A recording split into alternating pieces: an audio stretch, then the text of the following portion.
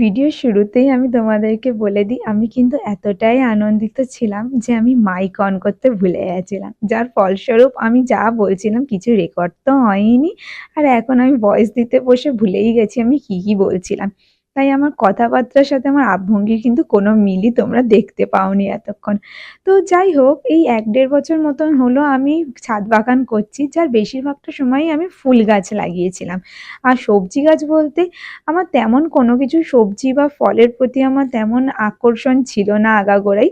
ফুলেরটাই যতটা ছিল আর কি। কিন্তু এই মায়ের আবদারেই কয়েকটা সবজি গাছ লাগিয়েছিলাম, যেমন বেগুন, তারপরে ঢ্যাঁড়স এইসব। আর এই লতানে জাতীয় গাছ এটা আমার দ্বিতীয়। এটা হলো শসা গাছ, তোমরা দেখেই বুঝতে পারছো। আর এটা থেকে আমার সেই অর্থে তেমন কোনো আশা ছিল না যে আমি ফল টল পাবো বলে। কিন্তু আমি যখন এই প্রথম ছোট ছোট ফল লেগেছিল না, আমি খুব আনন্দ হয়েছিল। আর হঠাৎই আমি সেদিন সকালে দেখি এই গাছটার মধ্যেই এত বড় একটা শসা রয়েছে, যেটাকে আমি এতদিন লক্ষ্যই করিনি। তো যাই হোক, এটাকে দেখেই একেবারে আনন্দে মাকে ডেকে নিয়ে চলে আসি শসাটা কাটার জন্য।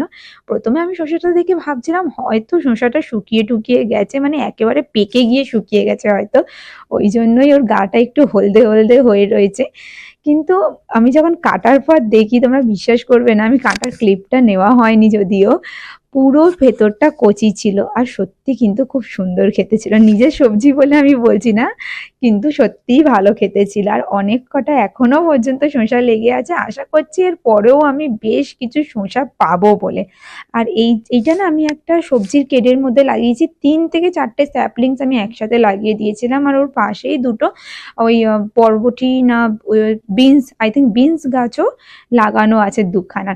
তো মোটামুটি আশা করছি কয়েকটা শসা তো পাওয়া যাবে। তো তারপরেই আমরা এগিয়ে গেছিলাম চিচিঙ্গে পাড়তে। ওই যে বললাম না, এটা আমার দ্বিতীয় গাছ। প্রথম ওই লতানে গাছে ছিল আমার এই চিচিঙ্গেটা। চিচিঙ্গেও আমার এখান থেকে কিন্তু আমি অনেক কবার আমি হারভেস্ট করেছি, 4 থেকে 5 বার তো করা হয়েই গেছে। এখনো দুটো একসাথে লেগেছিল, কিন্তু জানি না কেন এই দুটো একটু টেঁড়া বেঁকা হয়েছে।